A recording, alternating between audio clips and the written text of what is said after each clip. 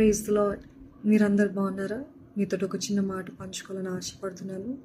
గత దినాల్లో ఒక విషయమై దేవుని సన్నిధిలో ఫ్రస్ట్రేషన్తో పోరాడుతున్నప్పుడు దేవుడు బయలుపరిచిన మాట మీతో చెప్పాలని ఆశపడుతున్నాను. ఎందుకంటే అయినా మీలో చాలామంది ఫ్రస్ట్రేషన్లో ఉన్నారు. ఇది అవుతుందా, ఇది అవుతుందా, ఇది అవుతుందా అని టెన్షన్లో భయముతో ఉన్నారు. అటువంటి వారితో దేవుడు చెప్పమన్న మాట ఏంటిదంటే, ఒక్కసారి జ్ఞాపకం చేసుకో, గతంలో ఎన్ని కార్యాలు నీ కోసం చేశాను, ఎన్ని అద్భుతాలు నీ జీవితంలో జరిగించాను, మరలా చేయలేనా, నాకు ఇది అసాధ్యమా, నాకు ఇది కష్టమా, నేను జరిగిస్తాను అని దేవుడు చెప్పమంటున్నాడండి.